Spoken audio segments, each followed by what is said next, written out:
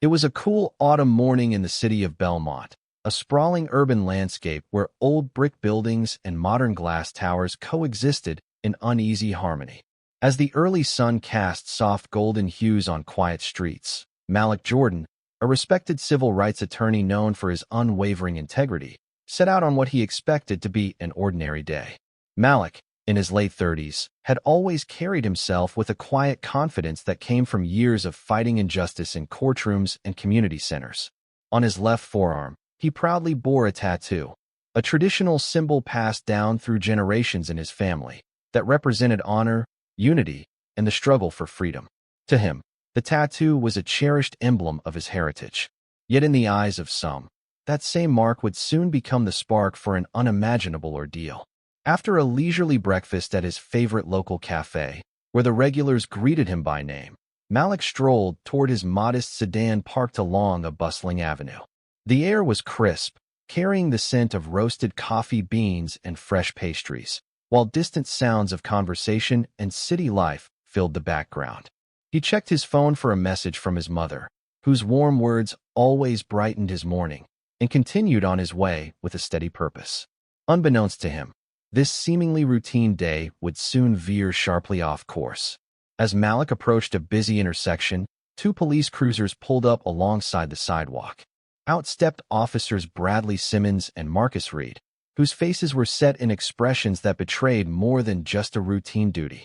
Officer Simmons, tall and stern with eyes that seemed to assess every passerby with suspicion, walked directly toward Malik. Officer Reed, his partner, followed closely behind, his gaze fixed on the tattoo that adorned Malik's arm, a detail that would alter the course of the day. "Stop right there," Officer Simmons commanded in a voice that brooked no argument. Malik halted, his eyes meeting theirs with a mixture of surprise and calm determination. "Good morning, officers. May I ask what is the problem?" he inquired politely, his tone measured despite the sudden tension. Officer Simmons's gaze lingered on Malik's arm before he responded. "We have received a report about a man matching your description, and we need to see your identification immediately," he said sharply, his tone laced with an unspoken accusation. Officer Reed stepped forward, his voice low but insistent. "That mark on your arm is exactly what we are looking for," he added, as if the tattoo itself was incontrovertible evidence of some sinister affiliation. Malik's heart skipped a beat as he realized what was unfolding. He had heard whispers of how certain symbols, even when innocent, could be misinterpreted by those blinded by prejudice. With an unruffled demeanor, he reached into his jacket pocket and produced his driver's license. "Here you are, officers. I assure you, this symbol is a cherished part of my family history and in no way signifies any criminal association," he explained, maintaining eye contact in an effort to convey truth and dignity. Yet the officer's expressions did not soften. Instead, Officer Simmons's face hardened further. "We are not interested in your explanation. We have reason to believe that you have been involved in suspicious activities," he declared, snatching Malik's identification with a brusque motion. Before Malik could protest further, Officer Reed stepped in, his voice rising slightly. "You are under arrest for resisting lawful orders and for possessing a mark associated with known criminal elements," he stated coldly.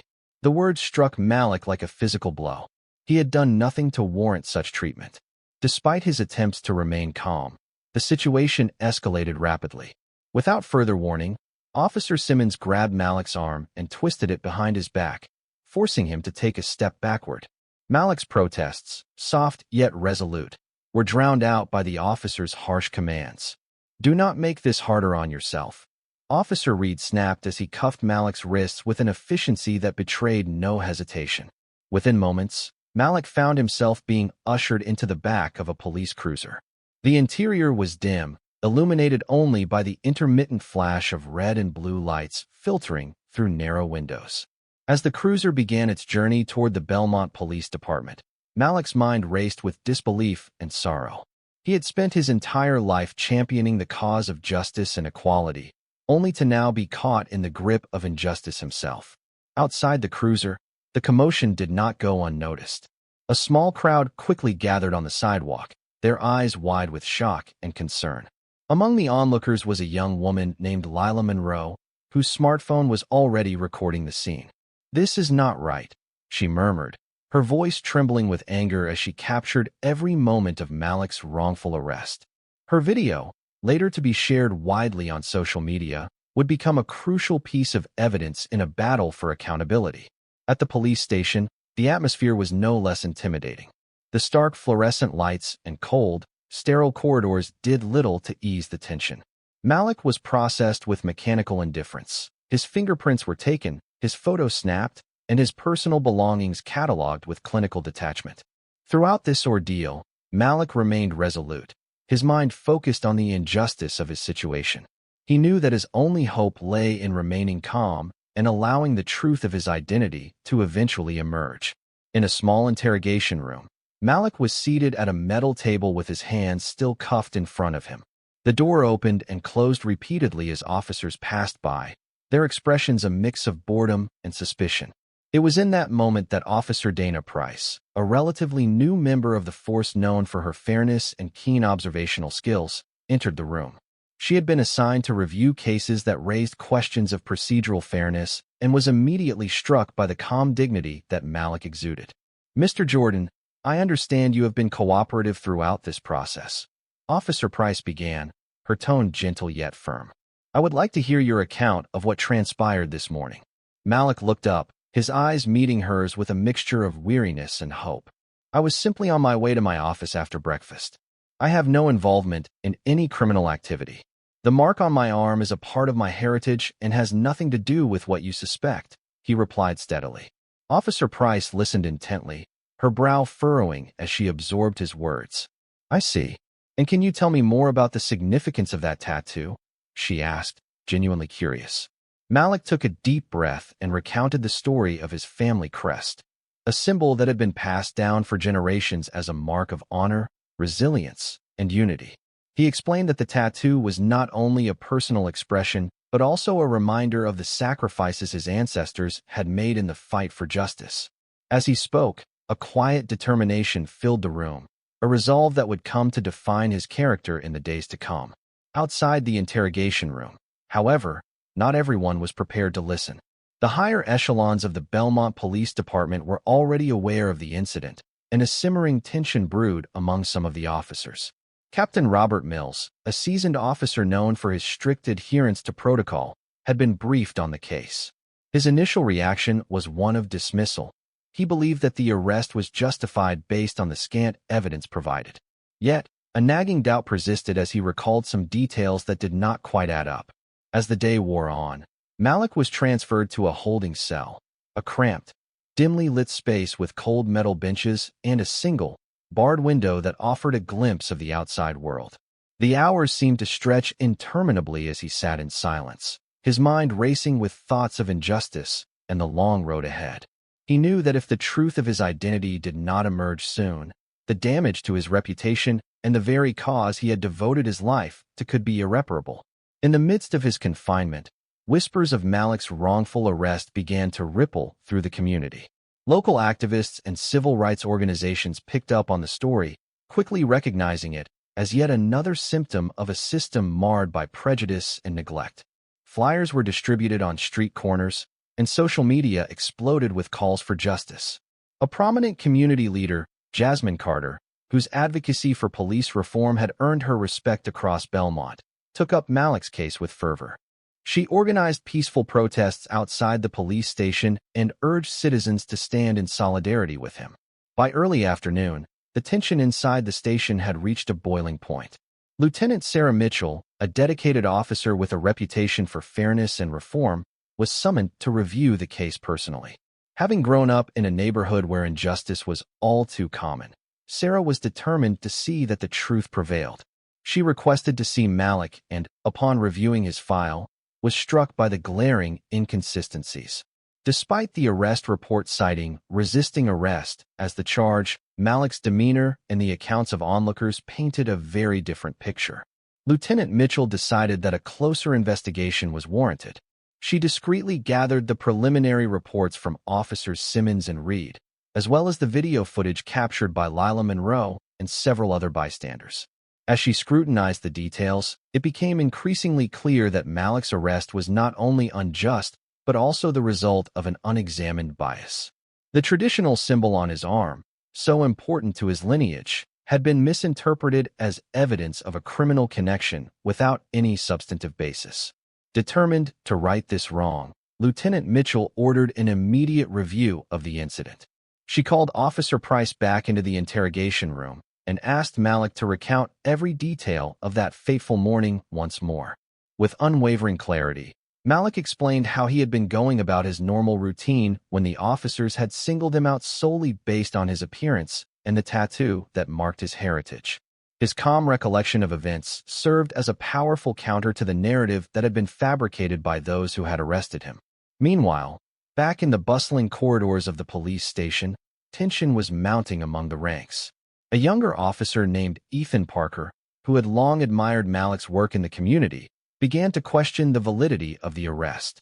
His curiosity led him to discreetly speak with several colleagues, gathering snippets of information that suggested that there might have been ulterior motives behind the targeting of Malik. The seeds of doubt grew into a quiet murmur of dissent among a small faction of the force, those who believed that justice should never be compromised by prejudice or a rush to judgment. By late afternoon, word of Malik's wrongful arrest had begun to seep beyond the confines of the police station. Local news outlets started reporting on the incident, and soon the story caught the attention of regional media. In a press conference held at the station, Captain Mills was forced to address the public, his usually confident tone now laced with a hint of uncertainty. As he detailed the circumstances of the arrest, his words were met with skeptical stares from journalists and community members alike. The growing chorus of dissent and the mounting evidence of mishandling had now become a public relations crisis. Within the police department, Lieutenant Mitchell continued to piece together the narrative. She arranged for Malik to be released from custody, pending a full internal investigation, a decision that was met with mixed reactions among the officers. While some rejoiced at the prospect of justice being served, others bristled at what they saw as an affront to their authority. Yet for Malik, the release was but the first step in a long fight for accountability and reform. Once free, Malik returned to his modest apartment in a neighborhood that had long been a bastion of community resilience. There, he was met by friends and family who had gathered to offer their support and encouragement. Despite the humiliation and injustice he had endured, Malik's resolve only hardened. He vowed that he would use his experience to galvanize change, to shine a light on the deep-seated biases that had led to his wrongful arrest. In the days that followed, he worked tirelessly with Jasmine Carter and other community leaders to document every detail of his ordeal. Their collective efforts culminated in a comprehensive report that laid bare the systemic issues within the Bellmont Police Department. The report quickly spread across social media and was shared by activists, legal experts, and civil rights organizations across the region. It detailed Malik's experience, the discrepancies in the officers' reports, and the troubling history of similar incidents in the city. Public outcry grew, and demands for accountability and reform became impossible to ignore. A series of peaceful protests erupted across Bellmont, with thousands of citizens calling for an end to discriminatory practices and for a thorough review of police procedures. Amid the growing pressure, Captain Mills was forced to hold another press conference. This time, however, the tone was markedly different. In front of a sea of reporters and community members, he issued a formal apology on behalf of the department for the wrongful arrest of Malik Jordan. He announced that Officers Simmons and Reed would be placed on administrative leave pending further investigation and that a full, independent inquiry into the incident would be launched. The apology, though met with cautious optimism, did little to quell the simmering anger in the community. For many, it was a symbolic gesture that did not address the underlying issues of bias and injustice. Lieutenant Mitchell, who had played a pivotal role in uncovering the truth, continued to work behind the scenes to ensure that meaningful changes were implemented. She met with representatives from civil rights groups, legal experts, and community leaders to develop a set of reforms aimed at preventing similar incidents in the future. The proposed changes included mandatory sensitivity training for officers, the establishment of an independent oversight committee, and the implementation of more rigorous protocols for handling cases involving potential bias. Over the next few weeks, as the internal investigation unfolded, Malik began to emerge as a symbol of resilience and the struggle for justice. He was invited to speak at community meetings, local schools, and even before state legislators. His testimony, marked by calm dignity and unwavering conviction, resonated with audiences far and wide. Malik's message was clear. True justice required not only accountability for wrongful actions, but also a commitment to addressing the deep-seated prejudices that fueled them.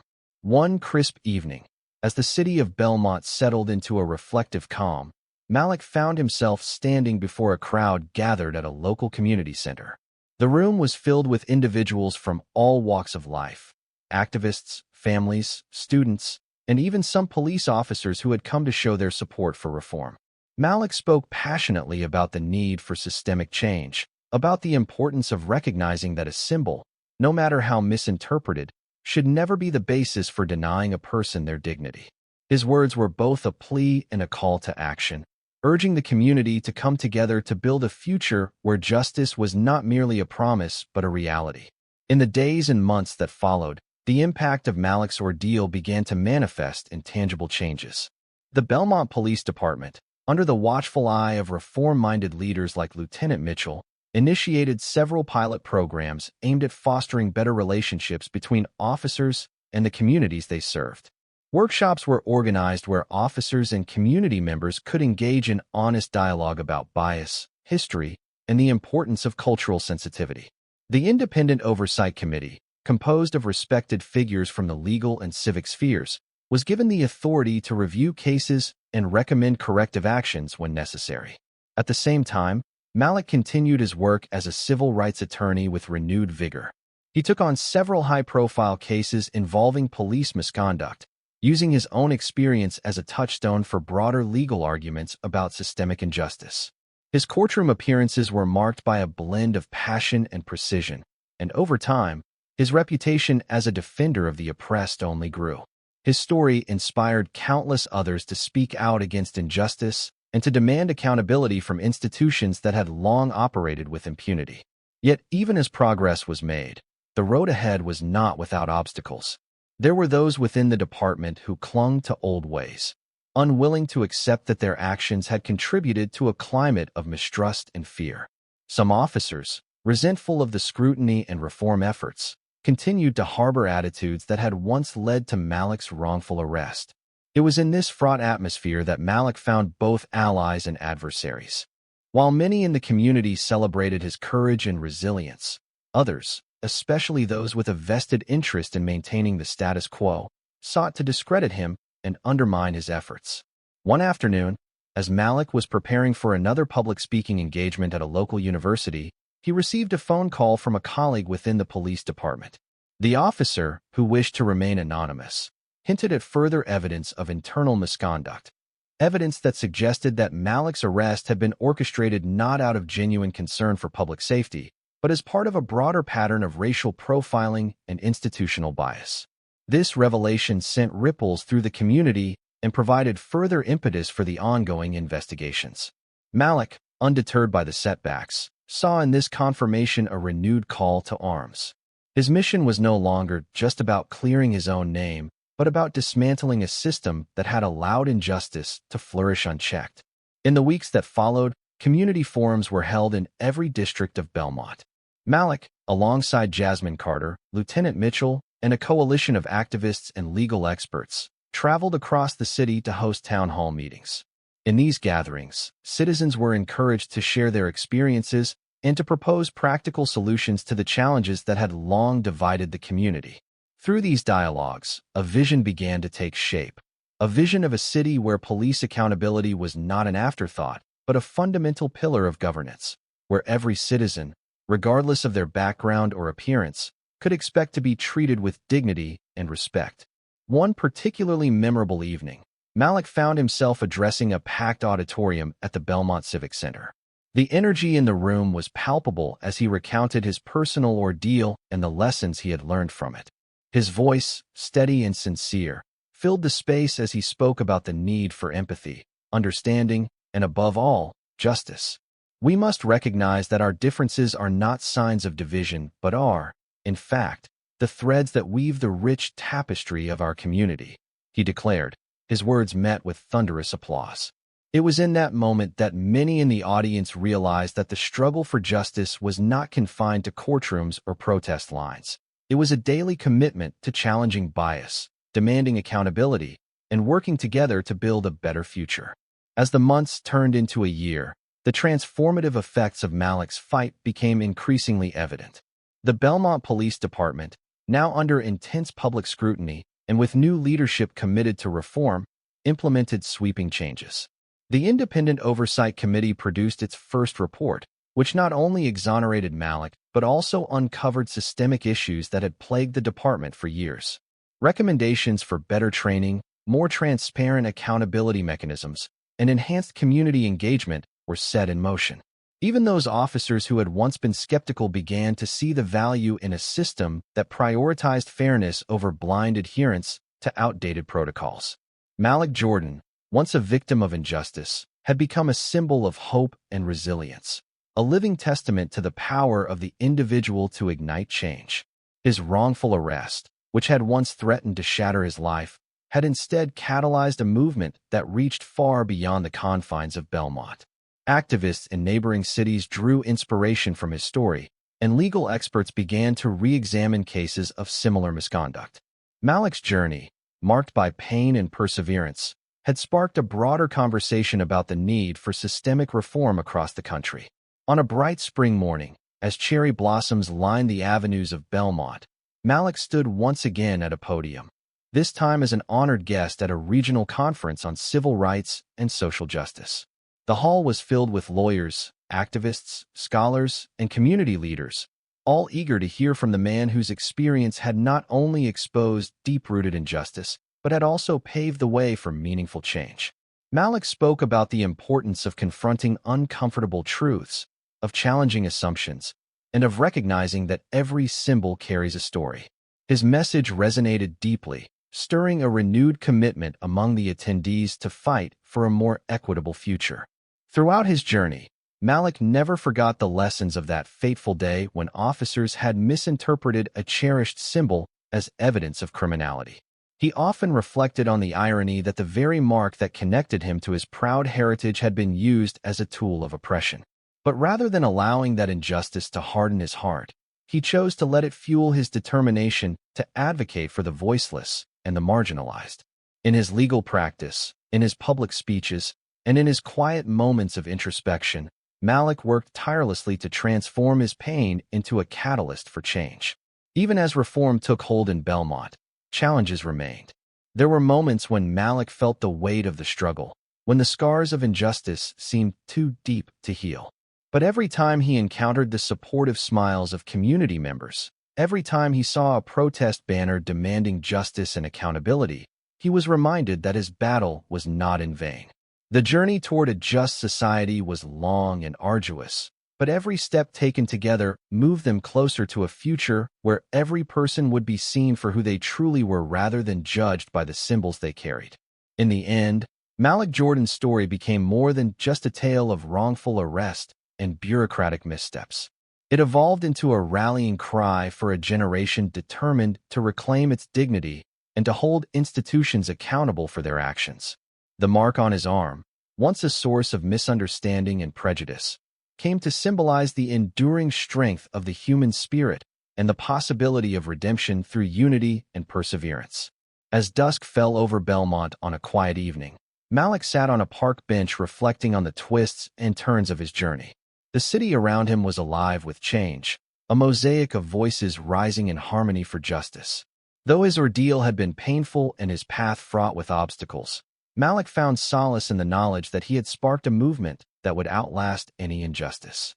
In that moment, he made a silent promise to continue his work, to be a beacon for those still suffering in silence, and to ensure that the lessons learned from his experience would pave the way for a fairer, more compassionate society. The Mark of Innocence was not merely Malik Jordan's personal story. It was a story shared by countless individuals who had been wronged by a system that valued appearances over truth. It was a testament to the transformative power of courage and compassion, a reminder that when the oppressed rise up and demand accountability, even the most entrenched institutions can be compelled to change.